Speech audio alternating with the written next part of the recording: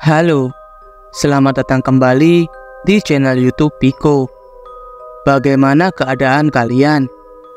Semoga kalian tetap sehat dan selalu diberikan rezeki dan perlindungan oleh Tuhan semesta alam. Kali ini, saya akan membahas suatu topik yang menurut saya hal ini menarik untuk dibahas. Tapi sebelum itu, saya ingin bertanya kepada kalian. Apa yang ada di dalam pikiran kalian jika saya menyebutkan kata indigo?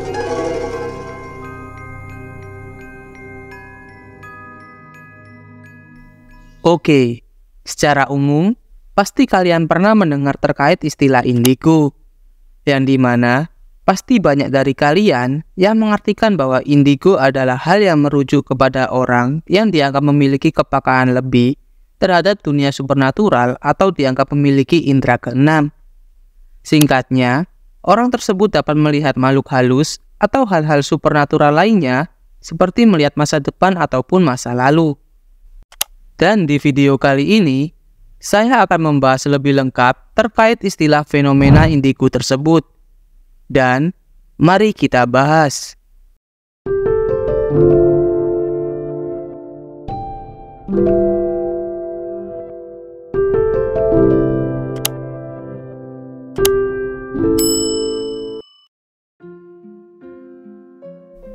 Istilah kata indigo berasal dari bahasa Spanyol yang berarti nila. Kata indigo sendiri diambil dari nama warna, yaitu indigo, yang dikenal sebagai warna biru sampai violet. Arti indigo adalah kemampuan yang pada dasarnya dimiliki oleh seseorang secara unik. Dalam Kamus Besar Bahasa Indonesia atau KBBI sendiri, arti indigo adalah karakter manusia yang dicirikan dengan kecerdasan dan kemampuan spiritual yang tinggi, seperti dapat melihat masa depan, melakukan telepati, berkomunikasi dengan alam gaib, dan membaca pikiran.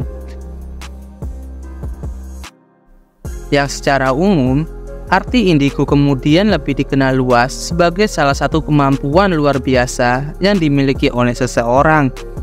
Namun, pada awalnya, istilah indigo ini hanya digunakan pada mereka yang memiliki cakra warna tubuh nila. Cakra warna nila ini sendiri diketahui bertanggung jawab atas seluruh organ dalam suatu rongga kepala. Salah satunya yakni fungsi dari panca indera yang kemudian mampu memberikan tambahan energi pada intuisi serta perasaan. Maka dari itu, seseorang yang memiliki kemampuan indigo ini dipercaya memiliki kemampuan berpikir yang cepat serta taktis. Indigo dikenalkan pertama kali pada tahun 1970 oleh Nancy Altrop, yaitu seorang parapsikologis, guru, dan konselor. Nancy mengamati dan melakukan penelitian mengenai warna dari aura manusia dan maknanya, yang kemudian menerbitkan sebuah buku berjudul Understanding Your Life Through Color. Pada awal kemunculannya, anak indigo diasumsikan sebagai penderita suatu kelainan atau menderita suatu penyakit. Mereka selalu dinilai sebagai pengidap ADHD, yang dapat dikatakan sebagai gangguan hyperaktif atau kekurangan perhatian. Namun, setelah dianalisa lebih lanjut, bahwa kemampuan luar biasa yang dimiliki mereka bukanlah sebuah penyakit, melainkan sebagai kekuatan yang dimiliki sejak lahir. Ada asumsi bahwa anak indigo merupakan suatu reinkarnasi dari orang-orang terdahulu, bukan hanya dari jiwa orang yang telah meninggal dunia di bumi. Ada pun yang menyebutkan dari jiwa makhluk lain dari dimensi yang lain. Hampir dari semua anak-anak indigo memiliki jiwa tua yang mampu mempengaruhi sikap dan pemikiran mereka. Selain itu, mereka pun memiliki kelebihan dan kemampuan bakat yang luar biasa atau secara akademis berprestasi. Di dalam bukunya, Nancy menjelaskan bahwa semenjak pertengahan tahun 1960-an, ia mulai menyadari bahwa ada banyak anak yang lahir dengan aura indigo. Yang kemudian, gagasan ini dipopulerkan oleh Lee Carroll dan John Tauber pada tahun 1988 dengan bukunya yang berjudul The Indigo Children, The New Kids Have Arrived. Adapun juga menurut Ontuhido, yang menyebutkan bahwa indigo asli itu tentang warna jiwa, bukan aura manusia, dan juga tidak ada kaitannya dengan kemampuan supranatural. Bila mana dihubungkan dengan kemampuan supranatural, misalnya melihat makhluk halus, ini akan lebih tepat disebut anak supranatural, bukan indigo. Karena pada dasarnya, kemampuan supranatural bisa didapat dari dua sumber energi, yaitu yang pertama dari Tuhan, yang kedua dari iblis negatif. Dan sesuatu yang menyatakan dirinya indigo umumnya disebabkan pengaruh ikatan dengan dimensi iblis negatif, seperti memiliki leluhur yang terlebih dahulu membuat perjanjian, kemudian menurun kepada keturunannya. Dan kemampuan itu pun bisa menular ke anggota keturunan lainnya atau ke orang terdekat. Dari sisi lain, ada juga penjelasan menurut pandangan Islam terkait fenomena indigo itu sendiri. Dan berikut ini adalah penjelasannya.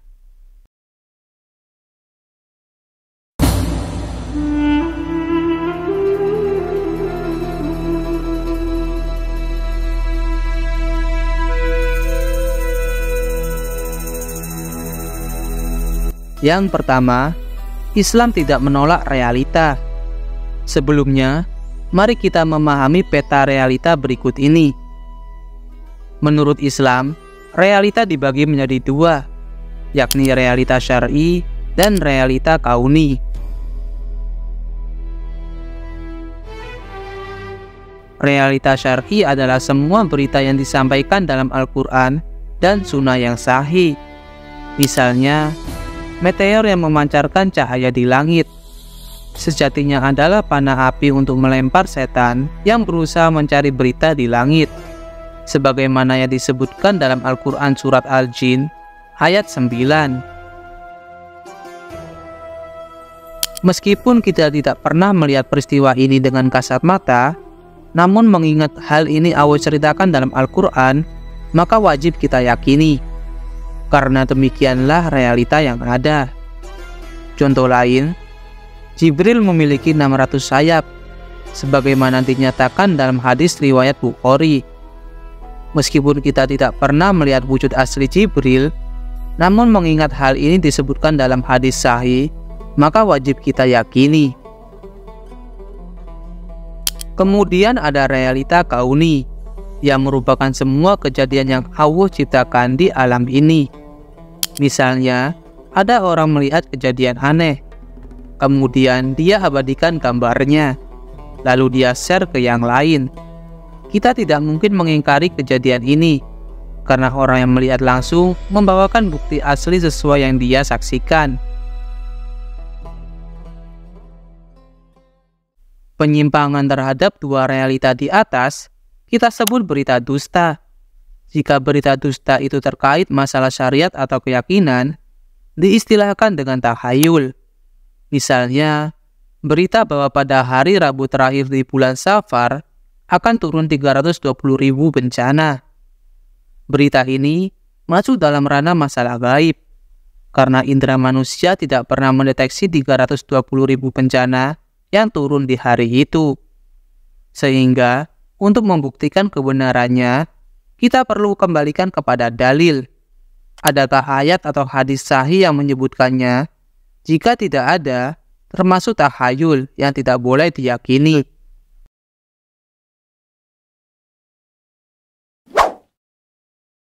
Kita bisa menimbang semua informasi masalah gaib yang simpang siur di sekitar kita dengan cara di atas, sehingga kita bisa membedakan antara keyakinan yang benar dengan tahayul semata.